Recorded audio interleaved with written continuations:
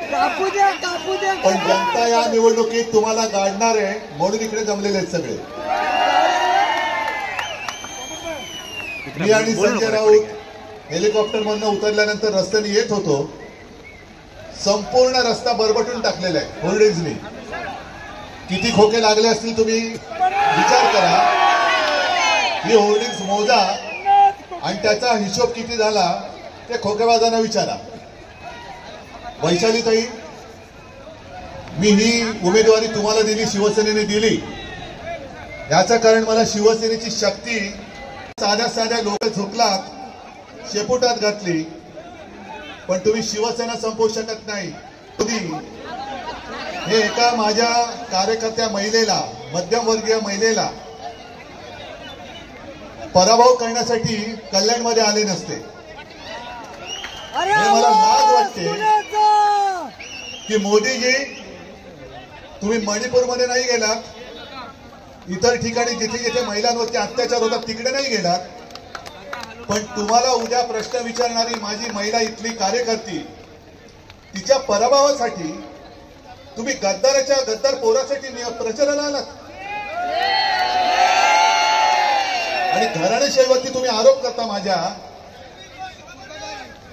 तुम्हाला शिवसेना प्रमुखांची घराणेशाही नाही चालत, पण गद्दारांची घराणेशाही, ती गद्दारांची पोरं तुम्ही कडेवर घेऊन फिरता.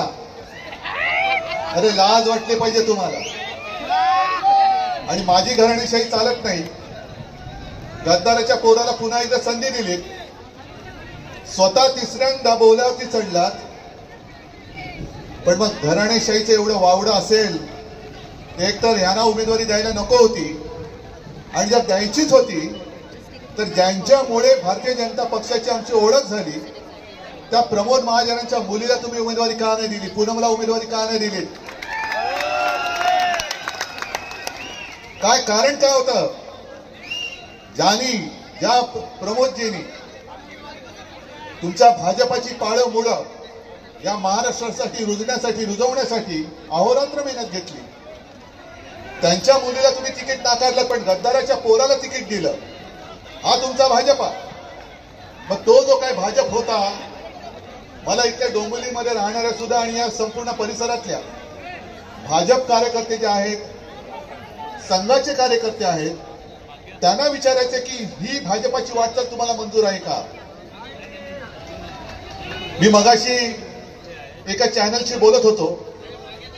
मोदीने आजपर्यंत 25 सभा महाराष्ट्रामध्ये घेतल्या, पण या 25 सभामध्ये प्रत्येक सभेत उद्धव ठाकरे म्हणजे रामाचा जप नाही तेवढा उद्धव ठाकरेचा केला असेल. पण या सगळ्या भाषणांमध्ये गायीवरती बोलले, महागाईवरती कधी बोलले का? बेकारीवरती कधी बोलले? उद्योगधंद्यांवरती बोलले? आरोग्य व्यवस्थेवरती बोलले? काहीच नाही. म्हणजे यांचं काय चाललेलं आहे की दररोज उठतात आणि नवीन नवीन विषय काहीतरी शोधतात. बरं, आता मला असं वाटायला लागलंय की त्यांचं कोणतरी, असं मी ऐकलेलं, संजय राऊत आपण दिल्लीत असता आपल्याला माहिती मिळेल की मोदी साहेबांचं कोणतरी भाषण लिहून देणार आहे असं मी ऐकलंय. बहुतेक तो संपावरती गेलेला असेल म्हणून ते तेच पुन्हा वाचतात. पण मोदीजी, हा जो कल्याण लोकसभा मतदारसंघ आहे, या लोकसभा मतदारसंघात 6 विधानसभा मतदारसंघ येतात आणि या 6 विधानसभा मतदारसंघामध्ये एक तुमच्याच पक्षाचा आमदार गणपत गायकवाड गोळीबार करण्याची वेळ का आली? चुकला असेल त्यांची मी काय बाजू नाही घेत, पण गणपत गायकवाडांनी टीव्हीवरती सांगितलेलं आहे की या मेंढ्यांच्या हातामध्ये हे सरकार राहिलं, राज्य राहिलं तर महाराष्ट्रामध्ये गुंडाराज सुरू होईल. आणि त्याच्याही पलीकडे जाऊन त्यांनी सांगितलं की काही व्यवहारांमध्ये करोडो रुपये गणपत गायकवाडांचे या मेंढ्याकडे आहेत. काना पाठवली ईडी त्याच्याकडे, काना पाठवलं सीबीआय त्याच्याकडे. आणि मग तुम्ही विचार केला पाहिजे, भारतीय जनता पक्षाच्या कार्यकर्त्यांनी विचार केला पाहिजे की हे सगळे उपरे तुम्ही मांडीवरती घेतलेत आणि भाजपच्या आमदाराला तुम्ही तुरुंगात टाकून दिलात. काय गुन्हा काय आम्हाला खरं कळलं पाहिजे, कोण गुन्हेगार आहे.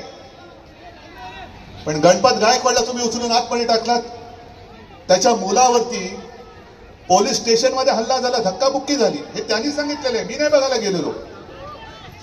मग भाजपच्या राज्यात, डबल इंजिनच्या राज्यामध्ये भाजपच्या आमदारांवरती ही पाळी येत असेल तर उद्या पुन्हा हे गद्दार निवडून आले तर कल्याण डोंबिवलीमध्ये काय आतंक माजेल? हा आतंक संपवायला म्हणून मी इथे आलेलो आहे. आणि मला ही शिवसेनेची ताकद काय असते ती दाखवून द्यायची आहे.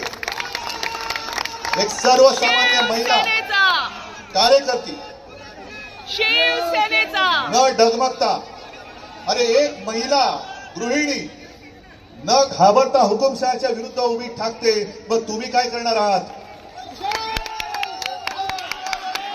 ही जर काही ताई, आपली वैशाली ताई धाडस करत असेल, आणि कोणासाठी धाडस करते? तुमच्यासाठी करते. उद्धव ठाकरे सुद्धा लढतोय, तो उद्धव ठाकरेची लढाई नाही लढत, ही मी तुमची लढाई लढतोय. मोदींनी जे सांगितलं काय, मला कल्पना नाही, पवार साहेब मध्ये काहीतरी बोलले की छोटे प्रादेशिक पक्ष हे कदाचित काँग्रेसमध्ये विलीन होतील. मला काही त्यांनी सुरू केलं की हे उद्या शिवसेना पण विलीन होणार. अहो 25 वर्ष तुमच्या बरोबर काढली आम्ही, तुमच्यात नाही विलीन झालो तर काँग्रेसमध्ये कशाला विलीन हो? पण आम्ही हिंदुत्व सोडलं. मग आंध्र प्रदेशमध्ये चंद्राबाबू नायडू हे काय हिंदुत्ववादी आहेत काय? नितीश कुमार हे काय हिंदुत्ववादी आहेत? आमच्यावरती तुम्ही जी काही टीका करता, काँग्रेस असं करणार, काँग्रेस तसं करणार. मग चंद्राबाबू नायडूंनी जसं आपण वचननामा दिलाय तसं त्यांनी जाहीरनामा दिलाय. त्या जाहीरनाम्यामध्ये जी जी काही त्यांनी आश्वासनं अल्पसंख्याकांना दिलेत ती मोदीजी जर एकदा वाचून बघा आणि तुम्ही त्याला